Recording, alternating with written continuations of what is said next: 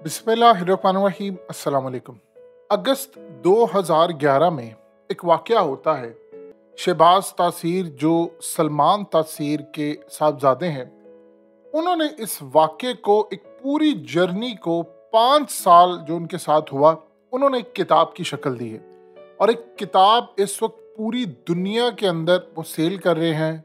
बड़े बड़े जितनी सेलिब्रिटीज़ हैं, इवन के हमज़ा अब्बासी, उन्होंने इस किताब को बड़ा रिव्यू दे रहे हैं। ये हुआ क्या है जो उन्होंने अपनी किताब में वाक़या लिखा, ये बड़ी फैसिनेटिंग स्टोरी है। उन्होंने बताया कि उनके साथ हुआ क्या है और उनकी जर्नी कैसी थी। ये असल में जो उनका एक पीरियड है जिसमें वो बताते हैं कि मैंने ज़िंदगी के मुश्किल तरीन हालात, जहाँ पर हर पल मुझे लगा कि आज मैं मरा, कल मरा, और शायद ज़िंदगी के कुछ ऐसे लम्हात आए, उन्होंने कहा कि शायद उन्होंने होप ही खो दी थी कि वो ज़िंदा रहे। अब उस पर उन्होंने ये जो किताब लिखी है, इस वक्त पूरी दुनिया में उनसे इंटरव्यूज़ लिए जा रहे हैं, उनसे बातचीत हो रही है और वो बता रहे हैं कि उनकी जर्नी क्या थी। और इंटरेस्टिंगली उनको रिहा करवाने में अफ़गान तालिबान का हाथ था। ये सबसे बड़ी बात है जो आज उन्होंने बताई है। अब वो बताते हैं कि वो 2011 में उनके वालिद को जब मारा गया, तो उसके बाद वो तकरीबन 6-7-8 महीने के बाद लाहौर में ऑफिस जा रहे थे, तो रास्ते में उनको अगवा कर लिया गया। उन्होंने कहा कि उस वक्त थे, या जो भी तहरीक थी उसके पीछे क्या थे, वो मुझे उन्होंने 3 दिन लाहौर में रखा। फिर उसके बाद वो मुझे लेते लेते मीर अली चले गए। फिर वहाँ पर उन्होंने मुझे 3-3.5 साल रखा। फिर मुझे अफ़गानिस्तान शिफ्ट कर दिया। फिर मुझे कोयटा आया और एक दिन ऐसी सूरत हाल पैदा हुई कि अफ़गान तालिबान की मदद से उनकी किसी ने मदद की और उनको रिहाई मिली। और उन्होंने फिर अपनी वालदा को कॉल की कि मैं रिहा हो गया हूँ। और रिहा होने के बाद फिर उनको मिलिट्री और फौज और इंटेलिजेंस इदारों ने रेस्क्यू किया। ये कहानी सुनने में तो बड़ी आसान लगती है, लेकिन उन्होंने बताया कि असल में हुआ क्या था। उन्होंने कहा कि इन्होंने तकरीबन 40 से 50 मिलियन डॉलर्स, जी हाँ, 40 से 50 मिलियन डॉलर अगर आज की करेंसी में हम देखें, तकरीबन आज के दौर में अगर हम देखें तो 1400 करोड़ पाकिस्तानी बनते हैं। 1400 करोड़ यानी 14 अरब रुपए। तो वो कहते हैं कि उस वक्त रकम कम थी, तो उन्होंने मेरी फैमिली को कहा कि आपने तावान देना है, जो शायद उस वक्त तकरीबन अराउंड 5 अरब बनता था, यानी 500 करोड़ बनता था। आज 1500 करोड़ के करीब है, 1400 करोड़ 1500 करोड़ के करीब है। तो उस वक्त उन्होंने कहा कि उस वक्त मुझे लगा कि शायद मैं बच नहीं पाऊंगा, क्योंकि मैंने उन्हें कहा कि कोई भी फैमिली इतनी बड़ी रकम कोई दे नहीं सकती किसी को कि 500 करोड़ रुपया दे दें और आपकी रिहाई के बदले। उन्होंने कहा उन्होंने मुझे तकरीबन 4.5 साल रखा और वो करते यूँ थे कि मेरी कमर से छुरियों से गोश्त निकालते थे। गोश्त निकाल कर उनके कट्स लगाते थे मेरी कमर पर, बॉडी के हर हिस्से पर, उसकी बनाते थे वीडियो। और वो वीडियो भेजते थे मेरी वालदा को।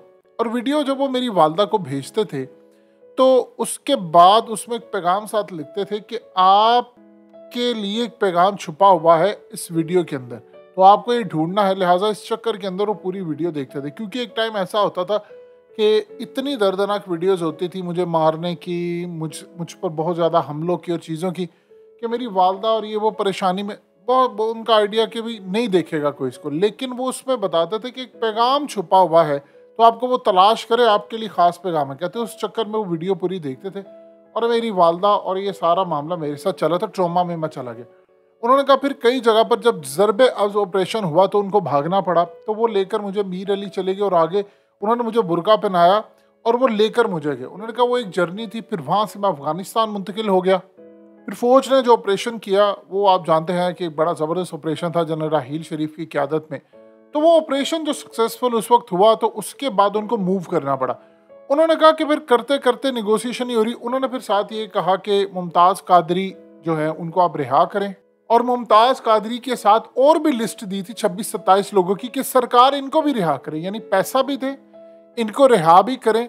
क्योंकि उस वक्त ये सलमान तासीर का वाक़या हुआ और उसके बाद वो सारा केस चला था, और तब तक ये चलता रहा, जब गालिबन उसके बाद मामला काफ़ी हद तक आगे बढ़ गए मुमताज़ कादरी के, और जुलूस जल्द से और उसके बाद एहतजाज और चीज़ें वो बिल्कुल कन्वर्ट होगी, लेकिन उनकी रिहाई नहीं हुई। तो इस सूरत हाल के अंदर शहबाज तासीर कहते हैं कि असल में मुझे इन्होंने प्रेशराइज रखा। मेरे के पास आउटसाइड चीज़ कोई भी नहीं थी, यानी मुझे कोई ऐसी दुनिया का पता नहीं था। सिर्फ BBC रेडियो उस वक्त चलता था उर्दू का, उस पर मैं खबरें सुनता था, मुझे पता था फुटबॉल के मैचेस का क्या हो रहा है, या दुनिया का थोड़ा बहुत मुझे अंदाज़ा था।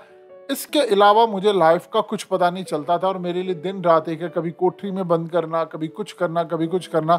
और 4.5 साल निगोशिएशन होती रही, आज होगी कल होगी। जाहिर सी बात है फैमिली सूरत हाल के अंदर वो भी उम्मीद खो देते हैं कि हमारा बेटा वापस आएगा नहीं आएगा। यानी 4.5 साल आप सोचिए ज़रा, जिनका कुछ चला जाता है, कोई एक दिन के लिए उनका चला जाता है, उन पर बीती क्या है।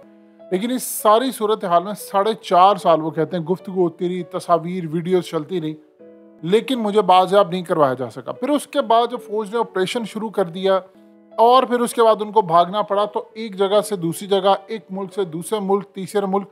उन्होंने कहा कई दफ़ा तो ऐसे लम्हात आए कि मैंने कई किलोमीटर पैदल सफ़र करता रहा। और कहते आज भी मेरे जिस्म के ऊपर इतने ज़्यादा निशानात हैं, कट्स हैं हर जगह के ऊपर।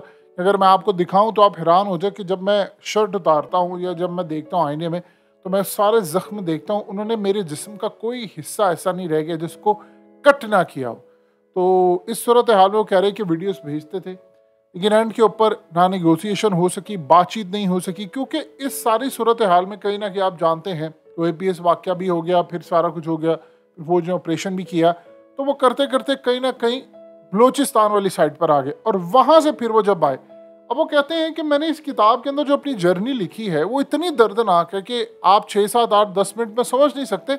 मैंने एक एक पल, एक एक लम्हा लिखा है कि वो अजियत। उन्होंने कहा कि मेरे फादर ने मुझे कहा था कि आपने नेल्सन मंडेला की किताब पढ़नी, जब छोटे थे, बड़े हो रहे थे, तो नेल्सन मंडेला की मुझे किताब पढ़ाई। तो मैंने उसको जब पढ़ा मैं बड़ा हैरान हुआ कि उसकी जर्नी थी, वो एक ही जगह पर एक सेल में रहा 27 साल और उसकी ज़िंदगी बर्बाद होगी। तो उसने कहा कि जब वो वहाँ से लौटा तो उसने कहा कि मैं अपना गुस्सा, गम, वो सारी चीज़ें उधर ही छोड़कर जा रहा हूँ, क्योंकि अगर मैं उसको साथ रखूँगा तो मैं कैदी रहूँगा।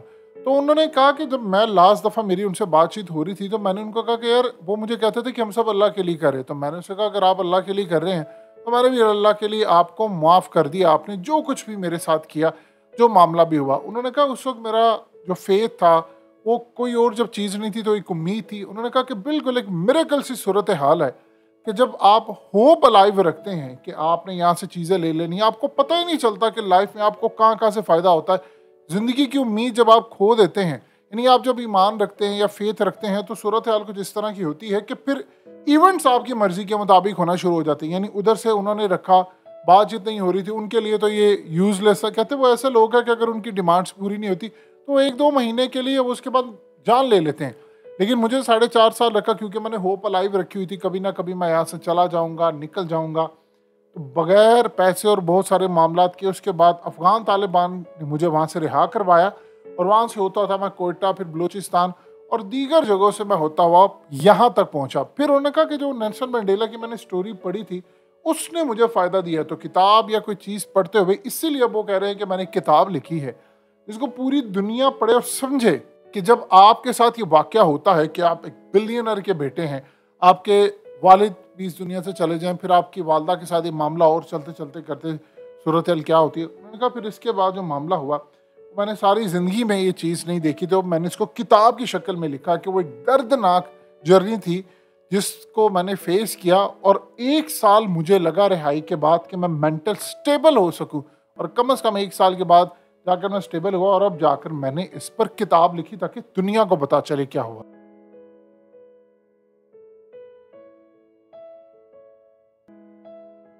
हकीकत टीवी को सब्सक्राइब करना मत भूलें, वीडियो को लाइक करें, शेयर करें और कमेंट सेक्शन में अपनी राय का इजहार ज़रूर करें।